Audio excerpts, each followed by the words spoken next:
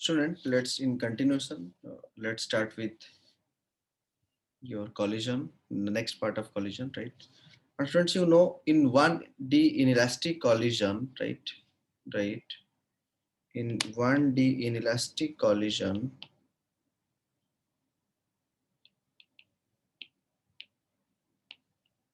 correct, you know, let's students, a body was having mass m1, was moving with speed u1, another body is having mass m2, was moving with speed u2, correct, और उन दोनों का collision हुआ। Collision होने के बाद जैसे कि हम देखे थे कि मास m1 था, वेलोसिटी v1 हो गया, और मास m2 था, वेलोसिटी v2 हो गया। करेक्ट है ना?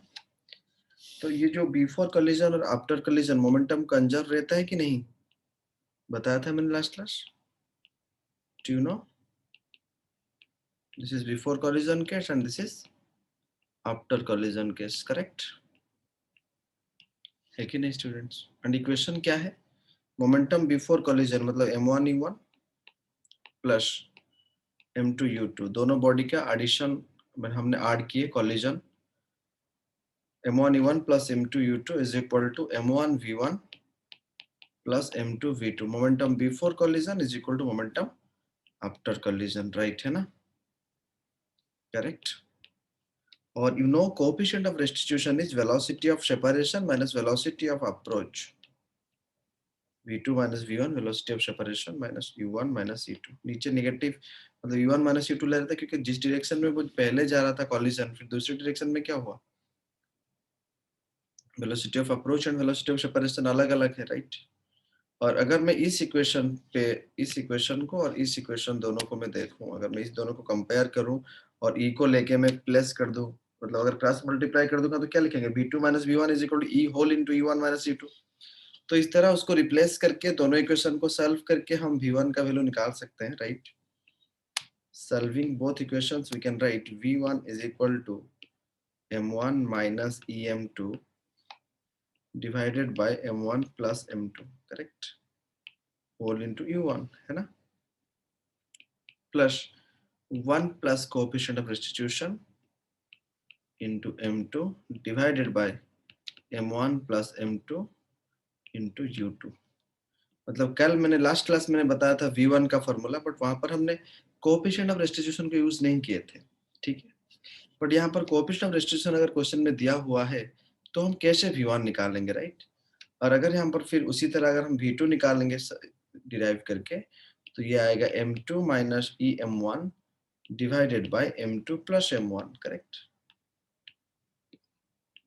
Whole into u2 plus 1 plus e whole into m1 by m2 plus m1।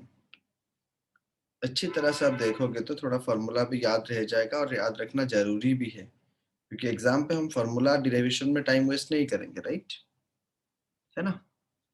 ये दोनों फॉर्मूला याद रख के हम उसके रिगार्डिंग कुछ देखते हैं। जैसे कि हमने लास्ट क्लास में देखे थे कि चेंज इन काइनेटिक एनर्जी कितना है, लॉस्ट इन काइनेटिक एनर्जी कितना है, fractional of kinetic energy transport, ये सब देखे थे कि नहीं?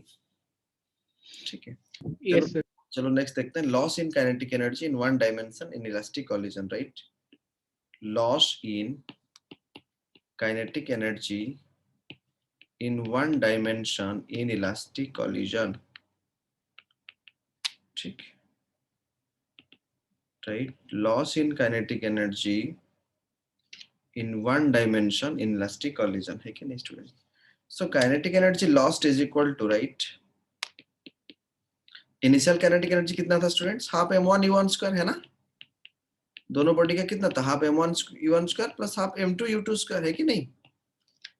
और कॉलिजन के बाद क्या हो गया, minus half m1 v1 square minus half m2 v2 square. This is the loss in kinetic energy, correct?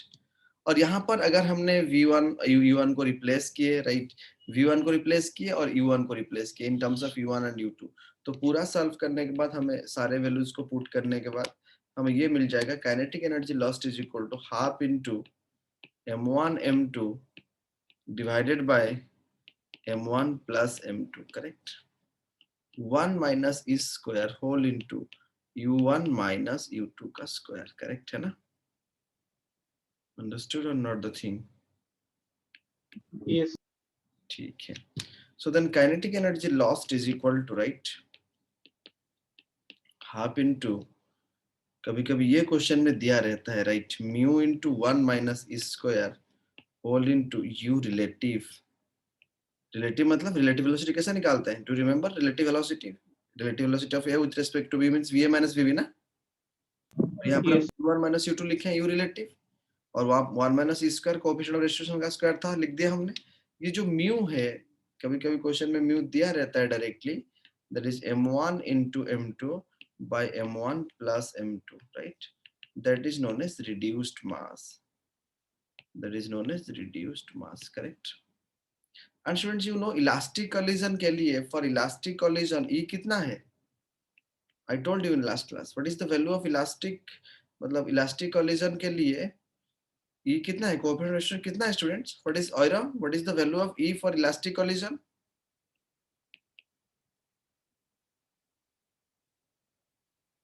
Sir, E is equal to 1. अगर E के वैल्यू 1 पुट कर देंगे तो 1 माइनस 1 क्या हो जाएगा? 0 हो जाएगा ना. तो ऐसे भी हमने देखे थे ना कि काइनेटिक एनर्जी कुछ लॉस होता है क्या इलास्टिक कोलिजन में? तो काइनेटिक एनर्जी कितना हो गया लॉस? 0 हो गया ना. No kinetic energy lost.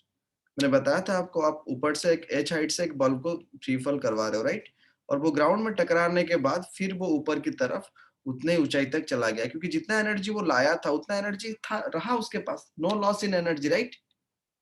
बताया था कि नहीं मैंने? इलास्टिक, इनइलास्टिक और परफेक्टली Yes. इलास्टिक बताया था ना. इनइलास्टिक मतलब इतना हाइट तक नहीं जाएगा, परफेक्टली इनइलास्टिक मतलब चिपक जाएगा, no velocity of separation, right. And for perfectly inelastic, right, for perfectly inelastic collision, for perfectly inelastic collision, right, E कितना है? 0 है ना स्टूडेंट्स. और E का वैल्यू अगर आप 0 डाल दोगे यहाँ पर तो half mu into u relative का स्क्वायर हो जाएगा, राइट, है कि नहीं स्टूडेंट्स? सो दोनों का वैल्यू पुट करने से आपको ये मिल जाएगा v1 is equal to v2 हो जाएगा. सो that is m1 u1 plus m2 u2 divided by m1 plus m2, है कि नहीं? दोनों सेम वेलोसिटी रहता है, बोथ आर सेम. आप वैल्यू पुट करके देख सकते हो. अगर वेलोसिटी सेम रह रहा तो रिलेटिव वेलोसिटी कितना हो जाएगा? 0 हो जाएगा. ऐसे भी रिलेटिव वेलोसिटी 0 होता है ना स्टूडेंट्स. परफेक्टली इलास्टिक का मतलब क्या होता है? मैंने एक आटा का गोला यहाँ से छोड़ा और वो आके ग्राउंड पे चिपक गया और ऊपर की तरफ उठा ही नहीं. इसको क्या कहते हैं? Perfectly elastic collision. याद आ रहा है कि नहीं स्टूडेंट्स? और वी रिलेटिव का वैल्यू अगर मैं 0 डाल दूं इस केसेस पे, अगर वी रिलेटिव 0 हो गया और ई 0 डाल देंगे तो इस केस में परफेक्टली इनइलास्टिक में काइनेटिक एनर्जी लॉस्ट कितना होता है?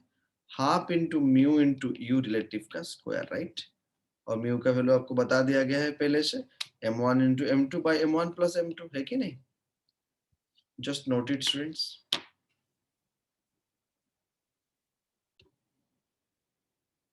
Ballistic pendulum is an example of inelastic collision, ठीक है.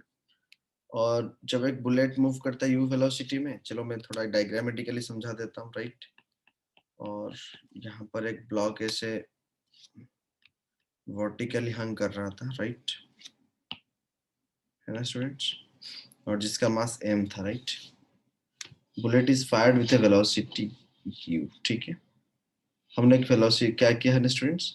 Bullet is moving with A velocity u, जो कि एक बुलेट है जो u वेलोसिटी में फायर किया जा रहा है. ये एक वुडन ब्लॉक है स्टूडेंट जिसका मास m है, जो कि एक स्ट्रिंग के जरिए सस्पेंड किया गया है, राइट. और ऐसा देखा गया कि जैसे ये अगर मैं पेंडुलम की बात करूं तो this was the ground level students, और ये यहाँ तक उठ गया ब्लॉक, ठीक है, बुलेट अंदर जाने के बाद.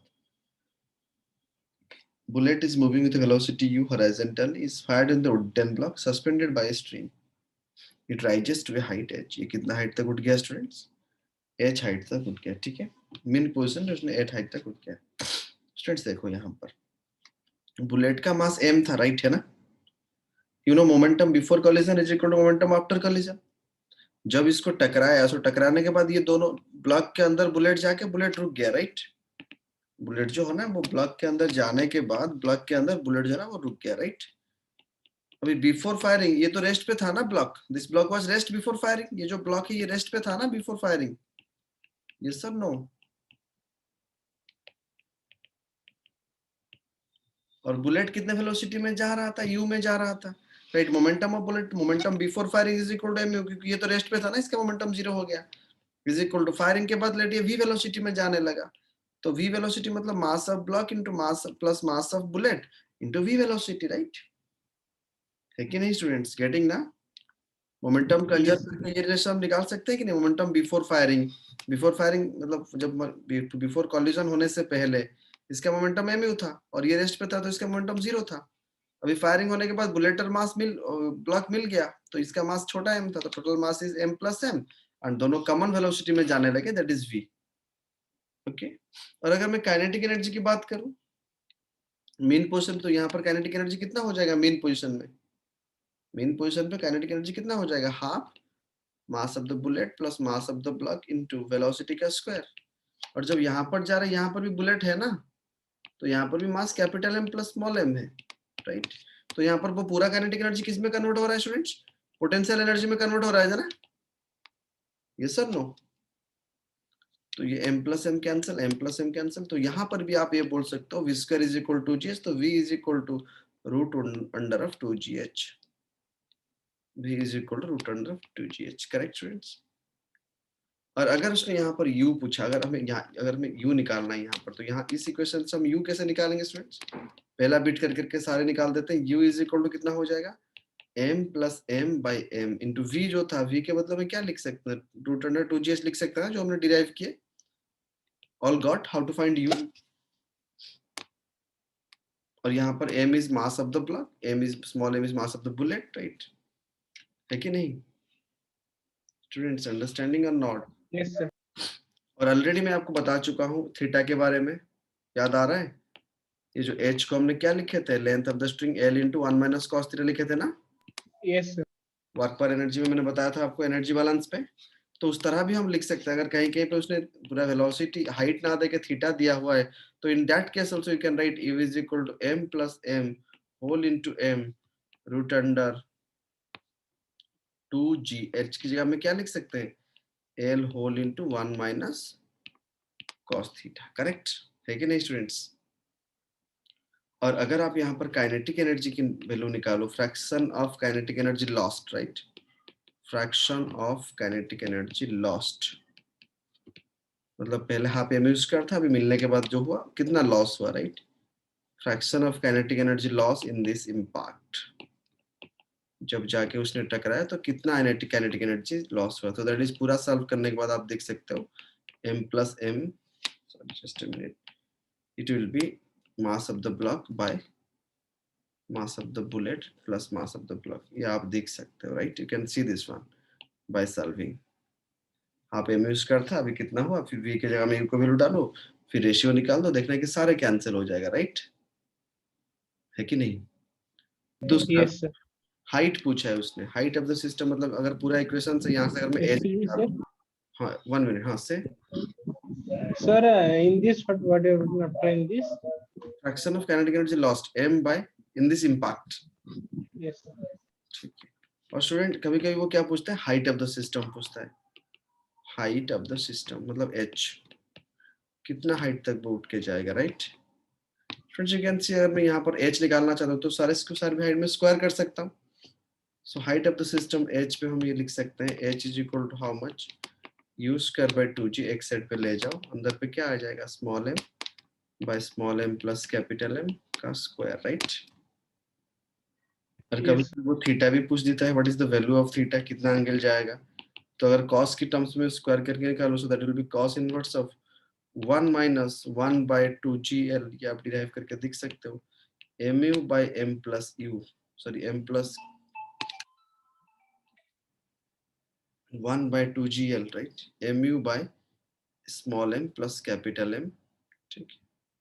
Small m plus capital M का स्क्वायर, राइट? बोथ का स्क्वायर है ना? थोड़ा अच्छी तरह से लिख देता हूँ, नहीं तो फिर आपको कंफ्यूजन होगा बाद में, right? So that is equal to क्या हो जाएगा? m into u divided by m plus capital M का होल स्क्वायर ब्रैकेट अंडरस्टूड। अगर कहीं पे ऑप्शन की तरह ये दिया हुआ है तो आप एक बार में याद रख सकते हो इसको, राइट। जस्ट इसको अच्छी तरह से समझो और कहाँ पर दिक्कत हो रहा है मुझे पूछो, राइट।